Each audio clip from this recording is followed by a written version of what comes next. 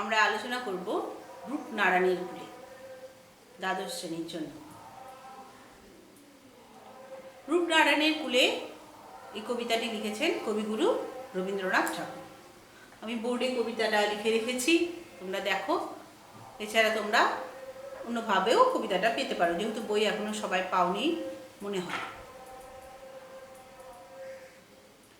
রূপনারায়ণের কুলে, এটি কবিগুরু রবীন্দ্রনাথ ঠাকুরের লেখা।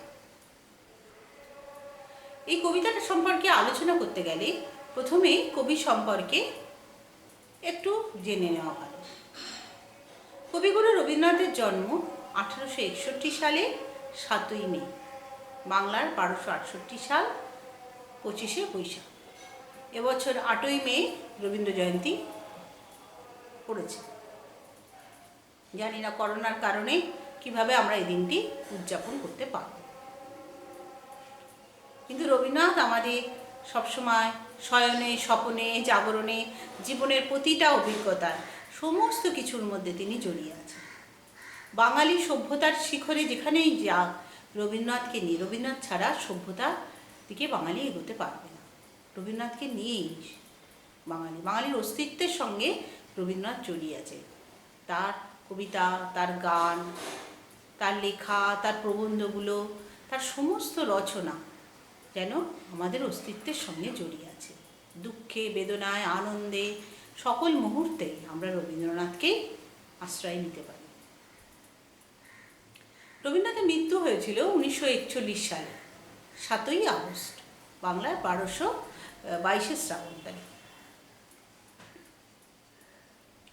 তো ওনার প্রথম প্রকাশিত যে কবিতাটি, দ্বাদশ বর্ষীয় বালকের কবিতা, অমৃতবাজার পত্রিকায় প্রকাশিত হয়েছিল হিন্দু মেলা উপলক্ষে, যে সংখ্যাটা ছিল সে তাতে প্রকাশিত হয়েছিল। তারপর কবি জীবনের নানান ধাপে ধাপে যতদূর তিনি এগিয়েছেন, তো জীবনে অনেক অভিজ্ঞতা পেয়েছেন। দুঃখের, আনন্দের, বেদনার, আঘাতের অনেক অভিজ্ঞতা তার জীবনে এসেছে। তার অন্যান্য রচনা, উপন্যাস, গল্প সব কিছু ছেড়েই আজকে যেহেতু আমরা একটি কবিতা নিয়ে আলোচনা করব, তাই তার কাব্যগুলোকে কী কী পর্যায়ে আছে সেগুলো একটু বলে নিই। রবীন্দ্রনাথের কাব্যের প্রথম সূচনা পর্বে রবীন্দ্রনাথের কাব্যে আমরা যে বৈশিষ্ট্যগুলো দেখতে পাই তার মধ্যে প্রধান হচ্ছে গীতিধর্মিতা এবং রোমান্টিকতা। এই পর্বে পাচ্ছি কবি কাহিনী, বনফুল, শৈশব সঙ্গীত এইসব ইত্যাদি কাব্যগুলো। এরপরে তার উন্মেষ পর্ব, সেই পর্বে পাচ্ছি কবির নিজের আত্মপরিচয়, মর্তপ্রীতি, পৃথিবীর প্রতি ভালোবাসা, প্রেম, সেগুলো এই পর্বে, উন্মেষ পর্বে যে সন্ধ্যা সঙ্গীত, প্রভাত সঙ্গীত, করিও কোমল ইত্যাদি যে সকল কাব্যগুলি রয়েছে সেই কাব্যের মধ্যে তার ছাপ পায়। ঐশ্বর্য পর্বে অর্থাৎ মানসী, সোনারতরী, চিত্রা ইত্যাদি কাব্যগুলোতে আমরা দেখতে পাই কবির আবেগ, রোমান্টিকতা এগুলো যেন বেশি স্থান জুড়ে রয়েছে। মানে এগুলো হচ্ছে এই কাব্যগুলোর ভাবমূল বলতে পারে। এরপরে আসছে অন্তর্বর্তী পর্ব।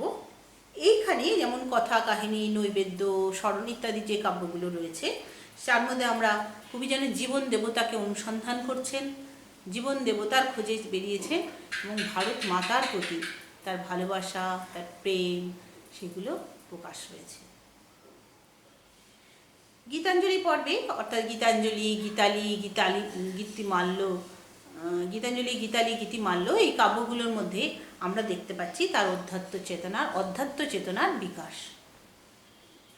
আর হেথা নয় অন্য কোথাও, অন্য কোনোখানে সে হচ্ছে সেই বলাকা রূপে, অর্থাৎ আকাশে যে মেঘগুলো, সাদা বকের শাড়ি বা পাখিগুলো যখন ভেসে যায়, সেই বলাকা পুরবী মৌহাতে তার ডাক পায়, হেথা নয় অন্য কোথাও, অন্য কোনোখানে। এটা হচ্ছে রবীন্দ্রনাথের প্রথম থেকে মোটামুটি বলাকা পর্ব অবধি বেশ কয়েকটি পর্বের খুব সামান্য কিছু কথা। আমরা এবার অন্তর্বর্তী বলছি, তার যে শেষে যে অন্তপর্ব অর্থাৎ শেষ পর্বে যে কাব্যগুলো আছে, পুনশ্চ, শেষ সপ্তক, জন্মদিনে, শেষ লেখা, সেই কাব্যগুলো সম্পর্কে একটু বলছি মানে কি, সেই কাব্যগুলোতে কী ধরনের কবির ভাবনা প্রকাশ হয়েছে। এই কাব্যগুলোতে কবি বিশ্ববোধ, বিশ্ব মানবিকতা বোধ, আঘাতে জর্জরিত নানান রাজনৈতিক ঘটনা, সামাজিক ঘটনা, জীবনের নানান ঘটনা, এই সমস্ত ঘটনা ফলে তার যে মনের মধ্যে যে দার্শনিক উপলব্ধি, যে আত্মোপলব্ধি, তার প্রকাশ যেন এই অন্তঃপর্বের কাব্যগুলিতে রয়েছে। আর এই উপলব্ধির যেন চূড়ান্ত প্রকাশ ঘটেছে তার অন্তঃপর্বের শেষ লেখা কাব্যখানিতে। এই কাব্যটি প্রকাশিত হয়েছিল রবীন্দ্রনাথ ঠাকুরের মৃত্যুর পরে। এতে মোট 15টি কবিতা রয়েছে এবং কবিতাগুলি 1 সংখ্যক, 2 সংখ্যক, 3 সংখ্যক এইভাবে চিহ্নিত আছে। এই শেষ লেখা কাব্যে প্রকাশ্যে তার জ্যেষ্ঠ পুত্র রথীন্দ্রনাথের ভূমিকা ছিল। আর এই কাব্যে 11 সংখ্যক যে কবিতাটি, সেই কবিতাটির নাম হচ্ছে রূপনারায়ণের কুলে। এই কাব্যে বিশেষ করে এই কবিতাটিতে, এই কাব্যের শেষ লেখা কাব্যের বিশেষ করে রূপনারায়ণের কুলে কবিতাটিতে আমরা পাই কবির আত্মোপলব্ধি, দার্শনিক ভাবনা, সঞ্জাত ফসলকে। কবিতাটির নাম দক্ষিণবঙ্গের একটি নদীর নামে, রূপনারায়ণ। তোমরা ছোটবেলায় পড়ে থাকবে এবং তোমরা নামটা শুনেছ। নামটা এত সুন্দর নাম, রূপনারায়ণ। নামটার মধ্যেই একটা যেন সৌন্দর্যের খোঁজ পাওয়া যায়, যেন একটা সুন্দর নামটা। সেটাকেই আবার ছন্দ সৌন্দর্যের নাম রাখা হয়েছে রূপনারায়ণের কুলে। কিন্তু এই কবিতা দক্ষিণবঙ্গের কোনো কবিতা নদীর কথা বলছে না। এই কবিতা কবির নিজের জীবন নদী। সেই জীবন নদীর কুল প্রান্তে দাঁড়িয়ে কবি যে আত্মোপলব্ধি, তার কথাই বলছে। কবিগুরু জীবনে অনেক কিছু পেয়েছে। তিনি কি পেয়েছেন? 1913 সালে নোবেল প্রাইজ পেয়েছেন, বিভিন্ন দেশ থেকে নানান রকম সম্মান পেয়েছেন, পুরস্কার পেয়েছেন। আমরা প্রত্যেকের মনের কোঠায় রবীন্দ্রনাথকে একটা বিশেষ স্থান দিয়ে রেখেছি। তাকে সবসময় আমরা নানান কাজে, আনন্দে, বেদনায় সবসময় তাকে স্মরণ করি। তার কবিতা, তার গান আমাদের আশ্রয় হয়ে ওঠে। এগুলোও কবিগুরুর প্রাপ্য। কিন্তু জীবনের দুঃখ বেদনাও তিনি কম পাননি। তিনি সে সময় অনেক রাজনৈতিক ঘটনা ঘটেছে, বিশ্বযুদ্ধ হয়েছে, মানুষের লোভ, লালসা, বিভিন্ন সাম্রাজ্যবাদী শক্তিগুলির অন্যান্য দেশকে দখল করার, অধিকার করার, মানুষকে এবং দেশকে কৃতদাসের মতন ব্যবহার করার যে উদগ্র বাসনা, যে লালসার ছবি কবি নিজে দেখেছেন। মানবতার হানি দেখেছেন। মানুষ নিষ্ঠুর হয়েছে, মনুষ্যত্বের অবসান ঘটিয়ে অমানবিক হয়ে যাচ্ছে, এগুলো তিনি দেখেছেন। সাম্রাজ্যবাদী শক্তি, পুঁজিবাদী শক্তি সমস্ত বিশ্বে নিজেদের অর্থনৈতিক ক্ষমতাকে কায়েম করার যে নির্লজ্জতা, তার প্রকাশ কবি দেখেছে। মানুষ অস্ত্র দিয়ে বোমা মেরে একটি দেশকে, একটি সভ্যতাকে, জনজীবনকে বিপর্যস্ত করে দেওয়ার জন্য যে নির্লজ্জভাবে যে চেষ্টা করে চলেছে, সেইগুলো কবি দেখেছে। তিনি একজন পরাধীন দেশের কবি। আমাদের দেশ তখন ব্রিটিশ সাম্রাজ্যবাদী শক্তির পদানত। এছাড়া কবির জীবনে তার খ্যাতিকে সবাই সঠিকভাবে নিতে পারেননি। আসলে তাকে গ্রহণ করার মতন মন বা মানসিকতা সেই সময়কার পারিপার্শ্বিক সকলের মধ্যে সেটা ছিল না। তিনি অনেকটাই এগিয়ে ছিলেন, অনেক আধুনিক ছিলেন। যে আধুনিকতা, সেই সময়কার অনেক মানুষই সেভাবে গ্রহণ করার মতন প্রস্তুত ছিলেন না। তার জন্য তারা তাকে নীচতার সঙ্গে লাঞ্ছনা করেছে, অপমান করেছে। কবি তার দ্বারা বেদনা দীর্ণ হয়েছে। তিনি প্রত্যাঘাত করেননি। তার কাব্য কবিতায় মানুষকে ভালোবাসার, মানবিকতার জয়গানই চিরকাল তিনি গেয়ে গেছেন। তার জীবনে অনেক দুঃখ। মাত্র 13.5 বছর বয়সে মাকে হারিয়েছেন। নিজের দাদাদের মৃত্যু, বৌদিদের মৃত্যু, ভাইপোর মৃত্যু, স্ত্রীর মৃত্যু, 3 কন্যার মৃত্যু, প্রিয় পুত্রের মৃত্যু, প্রিয় নাতির মৃত্যু। কত আঘাত! একটা মানুষ আর কত আঘাত নিতে পারে? সমস্ত আঘাত।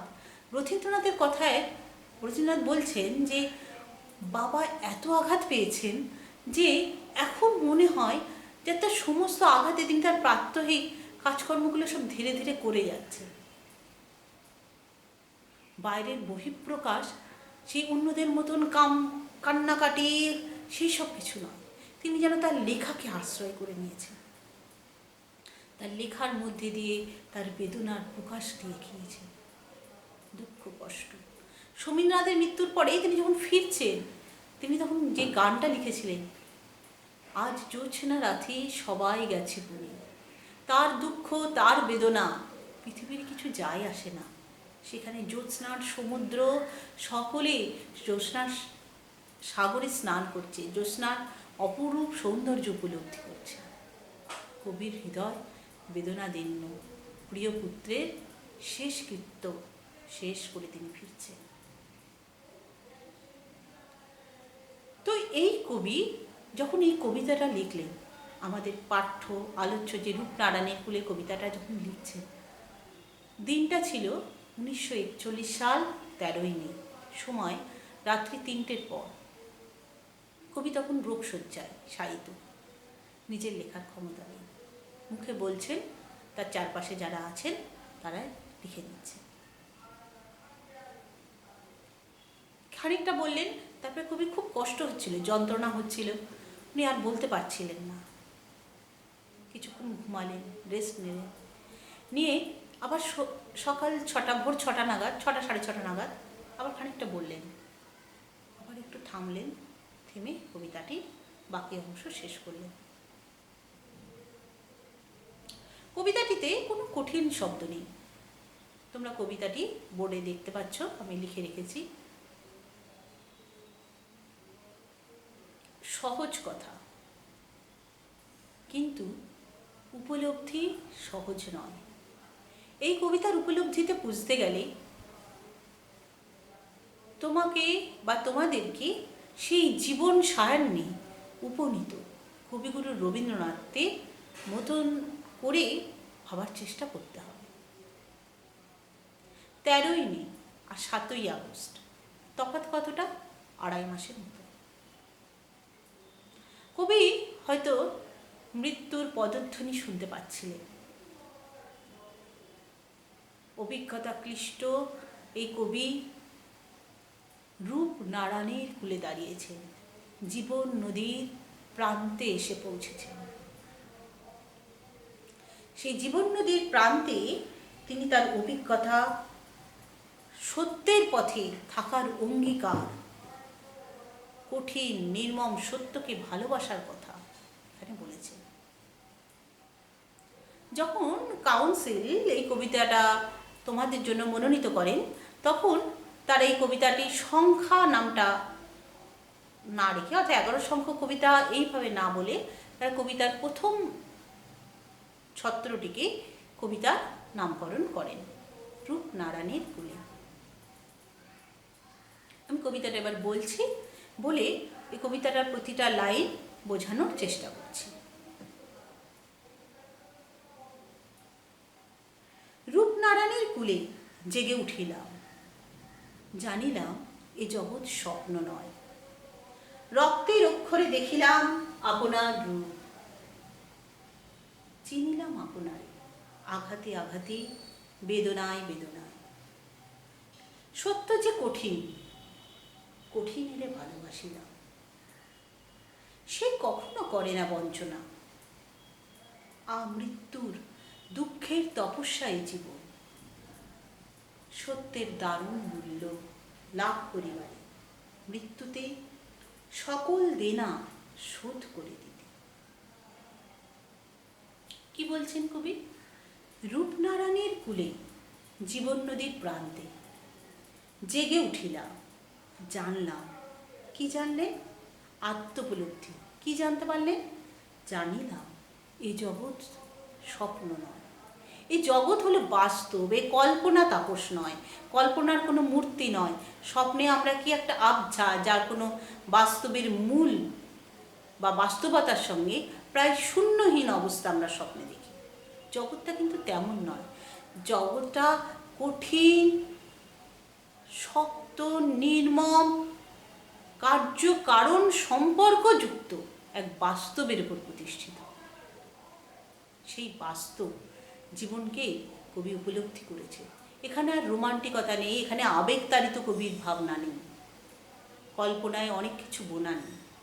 হচ্ছে কেবল কবির দার্শনিক অভিজ্ঞতা, আত্মোপলব্ধি জানা, আত্মোপলব্ধি করা। রক্তের অক্ষরে দেখিলাম। কবিতার মধ্যে রক্ত শব্দটা একটু যেন মূর্ছনায় আঘাত করে, কিন্তু এখানে এই কবিতায় রক্তের অক্ষর মানে কবির রক্তাক্ত হৃদয়ের কথা বলছে। যে যুদ্ধ মানুষের জীবন কেড়ে নেয়, যে লোভ লালসা একটি দেশ আরেকটি দেশের উপরে আঘাত আনতে গিয়ে নিজেকেও নষ্ট করে ফেলছে, অন্য দেশের উপরেও আঘাত করছে, দেশবাসীর উপর, অন্য দেশের অধিবাসীদের উপর আঘাত করছে। সেই যুদ্ধ, সেই লালসার উদগ্র বাসনা তিনি দেখেছেন, তা ক্ষত বিক্ষত হয়েছে তার অন্তরাত্মা। সে অন্তরাত্মাতেই তিনি বলছেন রক্তের অক্ষরে দেখিলাম। কি দেখলেন? নিজের রূপ, নিজের চিন্তা ভাবনার যে একটা পরিবর্তন, একটা ভাবনার অন্যরকম ধারা, নতুন করে চেনা, নতুন করে নিজেকে চিনছি, নতুন করে একটা উপলব্ধি আসছে। আঘাতে আঘাতে বেদনায় বেদনায়। আঘাতে আঘাতে কথাটা দুবার বলেছেন, বেদনায় বেদনায় কথাটা দুবার বলেছেন। কারণ কি? আঘাতে আঘাতে মানে এই আঘাতটা যে কতটা মর্মবিদারক, কতটা বেদনাদায়ক, তার অন্তরের মধ্যে গিয়ে আলোড়ন ফেলেছে, তার অন্তরের মধ্যে প্রবেশ করেছে, সেটাই তিনি বোঝানোর জন্য দুবার বলছেন। আঘাতে আঘাতে বেদনায় বেদনায়।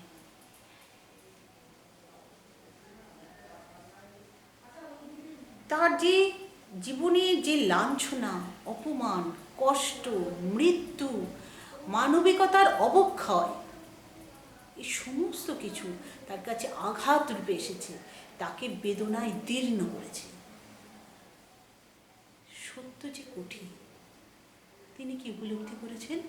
সত্যিকে, সত্যি বড় কঠিন। সত্যির মধ্যে কোনো ছলনা নেই, কোনো বাগাড়ম্বর নেই। সে কাউকে প্রলোভিত করে না, কিচ্ছু করে না। সে নির্মম, সে নিষ্ঠুর, সে সত্যি। সে অপ্রিয় হতে পারে, কিন্তু সে সত্যি, সে সত্য। কবি এই কঠিন সত্যকেই ভালোবেসেছেন। বলছেন সত্য যে কঠিন, কঠিনেরে ভালোবাসিলাম। সে কখনো করে না বঞ্চনা, সে আমাকে মিথ্যা কোনো কথার প্রলোভন দেখায় না, কোনো অলীক স্বপ্নের জগতে নিয়ে যায় না, কোনো ইউটোপিয়া তৈরি করে দেয় না। সে আমাকে বাস্তবের মাটিতে দাঁড় করিয়ে দেয়। আমৃত্যুর দুঃখের তপস্যায় জীবন। আমাদের সমস্ত জীবন নদী, সমস্ত জীবন প্রবাহে মধ্যে আমরা আনন্দকে চাই, কিন্তু আনন্দকে পেতে গেলে দুঃখের তপস্যা করতে হয়। কৃচ্ছ সাধন, কষ্ট, পরিশ্রম সব কিছুর পরেই চাষি যেমন ফসল ফলায়, ঠিক সেই রকম জীবনের আনন্দে উপনীত হতে গেলে আগে দুঃখের তপস্যা করতে হবে, আগে কষ্ট করতে হবে, কৃচ্ছ সাধন করতে হবে।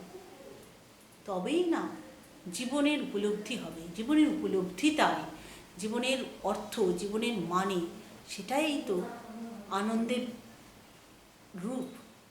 একে উপলব্ধি করতে পারাটাই সবচেয়ে বড় আনন্দ। আমৃত্যুর দুঃখের তপস্যা এই জীবন, মানে মৃত্যু পর্যন্ত আমাদের যে তপস্যা, আমাদের যে কৃচ্ছ সাধন কষ্ট, তাই হলো এই জীবন। জীবনের অপর নামই হচ্ছে দুঃখের তপস্যা করা। সত্যের দারুণ মূল্য লাভ করিবা। এখানে দারুণ মানে অপূর্ব কিছু নয়, এখানে দারুণ মানে নিদারুণ, নির্মম সেই মূল্য লাভ করার জন্য জীবনে দুঃখ, বেদনা, আঘাত সব কিছুকে সয়ে সত্যকে উপলব্ধি করতে হবে, নির্মম সত্যকে মেনে নিতে হবে। এই মূল্য লাভ করার পরে কি হবে? মৃত্যুতে জীবনের সকল দেনা শোধ করে দিতে। জীবনের সকল দেনা, আমরা জন্মাই মাতৃঋণ, মা অশেষ কষ্ট সহ্য করে আমাদের পৃথিবীতে নিয়ে আসে। শুধু কি এইটুকু ঋণই আমাদের জীবনে? আমাদের জীবনে বেড়ে ওঠা, জীবনে প্রতিটা অভিজ্ঞতা, জীবনকে চিনতে শেখা, জানতে শেখা, নিজেদের যত অভিজ্ঞতা, তার জন্য আমাদের চারপাশের প্রকৃতি, মানুষজন সকলের কাছে আমরা ঋণী। সকলের কাছ থেকে আমরা শিক্ষা নিই। আমাদের বেঁচে থাকার যে রসদ, খাদ্য, বস্ত্র ইত্যাদি, শিক্ষা, সমস্ত কিছুর জন্য আমরা চারপাশের সকলের কাছে ঋণী। সব কিছুর কাছ থেকে আমরা দান নিই, সেটা আমরা বুঝতে পারি বা না পারি, স্বীকার করি বা না করি, কিন্তু আমাদের এই দানের ভাণ্ডার ভর্তি, পূর্ণ অন্যের দ্বারা, তাদের দানেই আমাদের জীবন। কিন্তু এই দান বা দেনা কে শোধ করি কী করে? আমার কতটুকু ক্ষমতা আছে আমি সব শোধ করতে পারবো? তাই কবি বলছেন, মৃত্যুতেই সকল দেনা শোধ করে দিতে। মৃত্যুই আমার সমস্ত ধার, সমস্ত দেনা, আমার সমস্ত সকলের কাছে যে প্রাপ্তি, যে সকলের প্রতি যে কৃতজ্ঞতা, সে সমস্ত কিছু মৃত্যুর মাধ্যমেই আমি সব শোধ করে দিতে পারব। সে শোধ করে দেওয়ার কথায় শেষ ছত্রে তিনি বলেছেন। কবির সমস্ত কবিতাটা আমরা যদি বেশ কয়েকবার পড়ি, এটুকুনি বুঝতে পারব যে আমাদের জীবন অনেক চড়াই উতরায়, অনেক বাধা বিঘ্নের ভরা, এবং এই চড়াই উতরায় বাধা বিঘ্ন পার হয়ে তবেই আমরা জীবনকে অতিবাহিত করি। মানে এই বাধা বিঘ্ন আমাদের জীবনে রয়েছে। এবং কবির জীবনে এই আরও কতগুলো ঘটনার সঙ্গে তিনি বিশ্বযুদ্ধ দেখেছেন, তিনি বিপ্লবোত্তর রাশিয়াতে গেছেন, সেখানে বিপ্লবোত্তর রাশিয়াতে গেছেন, সেখানে মানবতার আয়োজন ধ্বনি দেখেছেন, তিনি ফ্যাসিবাদ দেখেছেন। আবার প্রতিটা জিনিসের সুফল কুফল সেটাও তিনি ভেবেছেন। তার জ্ঞান, তার বোঝার পরিধি, তার দৃষ্টি অনেক প্রসারিত ছিল। তিনি অনেক সুদূরের পদধ্বনি আহ্বান, তিনি পদধ্বনি সুদূরের ভবিষ্যৎকে যেন তিনি তার প্রজ্ঞার দৃষ্টিতে দেখতে পেতেন। তাই তার যে সেই জীবনের দুঃখময় যে উপলব্ধি, নিদারুণ উপলব্ধি, তা তিনি জীবনের শেষ প্রান্তে এই কবিতাটির মধ্যে প্রকাশ করেছেন।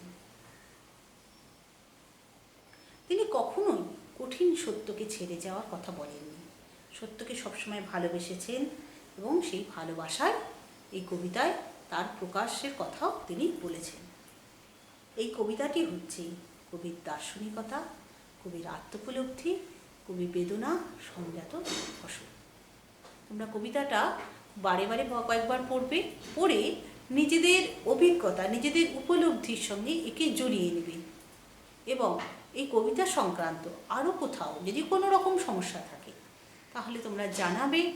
আমাদের যে পেজটা রয়েছে সেই পেজের মধ্যে তোমরা প্রশ্ন দিতে পারবে, বা মেসেঞ্জারে বা যেভাবে হোক তোমরা যদি জানাও তাহলে আমি চেষ্টা করব সেটা বলে দেওয়ার। আর কবিতাটা পড়বে, সবাই ভালো করে থাকবে। আর এই প্রসঙ্গে আরেকটা কথা বলে নিই, তোমাদের এর আগে যে একটা গদ্য আছে সেই গদ্য সম্পর্কে একটু আগে আলোচনা হয়ে গেছে। আলোচনা হয়েছে যে বাংলা শিক্ষা পোর্টালে বিশেষজ্ঞরা তারা আলোচনা করেছেন, সেটাও তোমরা মন দিয়ে শুনে নেবে এবং শিখ সংক্রান্ত কোনো রকম প্রশ্ন বা কিছু থাকলে সেটাও তোমরা জানো। ঠিক আছে, আজকে এই অবধি থাকলো।